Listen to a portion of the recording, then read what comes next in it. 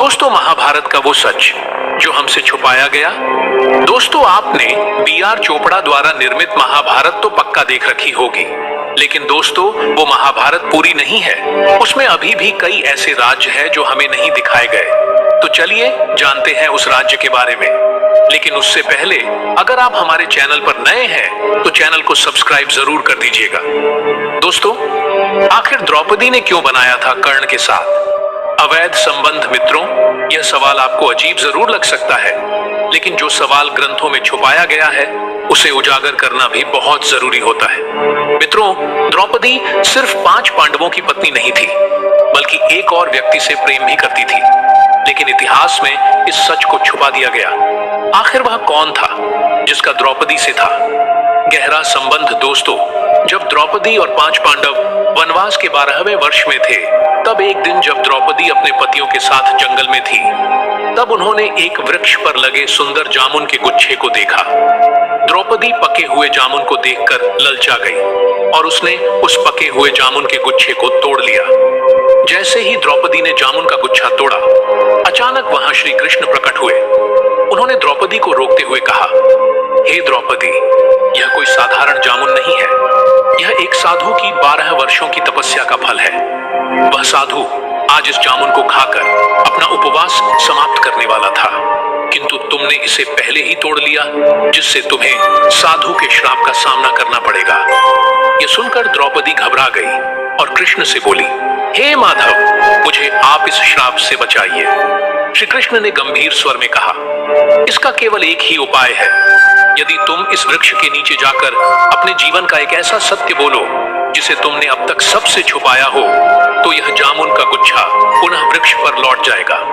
श्री कृष्ण के ऐसा कहने के बाद पांडवों ने एक एक कर अपने जीवन के सच बोले। युधिष्ठिर बोले, मैंने हमेशा सत्य का पालन किया है, लेकिन मैंने भी कभी कभी अपनी स्वार्थ सिद्धि के लिए असत्य का सहारा लिया है। भीम बोले, मैं सबसे बलशाली हूं, लेकिन मैंने भी अपनी शक्ति का दुरुपयोग कई बार किया है। अर्जुन बोले, मैंने कई युद्ध जीते हैं, लेकिन कभी कभी अपने अहंकार के कारण मैं अपने भाइयों से ईर्ष्या करने लगा था। नकुल और सहदेव ने कहा, हमने हमेशा अपने बड़े भाइयों की सेवा की, लेकिन कभी कभी हमने भी अपने मन में अहंकार पाला है। लेकिन जब द्रौपदी की बारी आई तो उसने सर झुका लिया। उसने धीरे धीरे श्री कृष्ण से कहा, हे माधव, मेरे 5 पति मेरी 5 ज्ञानेंद्रियों के समान हैं, लेकिन इतना शिक्षित और समझदार होने के बावजूद मेरे मन में एक ऐसा प्रेम था जिसे मैंने हमेशा अपने पतियों से छुपाया। जब यह कहकर भी जामुन का गुच्छा वापस वृक्ष पर नहीं लगा, तो श्री कृष्ण ने कहा, हे द्रौपदी, तुम अभी भी कुछ छुपा रही हो, सच को पूरी तरह उजागर करो। तब द्रौपदी ने हिम्मत जुटाकर कहा, जब मेरा विवाह नहीं हुआ था, तब मेरे हृदय में 5 पांडवों से भी अधिक प्रेम किसी और के लिए था। वह पुरुष कोई और नहीं बल्कि अंगराज कर्ण था। यह सुनकर 5 पांडव चकित रह गए। भीम, नकुल और सहदेव आश्चर्य में पड़ गए, जबकि अर्जुन की आंखें आशंका और क्रोध से भर उठी। द्रौपदी ने आगे कहा, मैंने केवल कर्ण के सूत पुत्र होने के कारण उससे विवाह नहीं किया। मैंने समाज के डर से अपने मन की सच्चाई छुपाई, लेकिन मेरे हृदय में कर्ण के लिए एक विशेष स्थान हमेशा बना रहा। यह सुनते ही श्री कृष्ण मुस्कुराए और वृक्ष की ओर इशारा किया और आश्चर्यजनक रूप से जामुन का गुच्छा तुरंत वापस वृक्ष पर जा लगा। दोस्तों, यही कारण था कि जब द्रौपदी स्वर्गारोहण की यात्रा के दौरान गिर पड़ी, तो युधिष्ठिर ने स्पष्ट रूप से कहा कि उसने अपने हृदय के सत्य को छिपाया था। दोस्तों, यह कथा हमें यह भी सिखाती है कि मनुष्य अपने जीवन में सत्य को जितना भी छुपा ले, अंत में सत्य उजागर हो ही जाता है। द्रौपदी का जीवन केवल प्रेम और विवाह तक सीमित नहीं था। वह एक ऐसी नारी थी जिन्होंने अपने अपमान का बदला लेने के लिए महाभारत जैसे विशाल युद्ध की नींव रखी थी। जब पांडवों ने जुए में अपना सब कुछ हरा दिया, तो दुर्योधन ने द्रौपदी को सभा में घसीटकर लाने का आदेश दिया।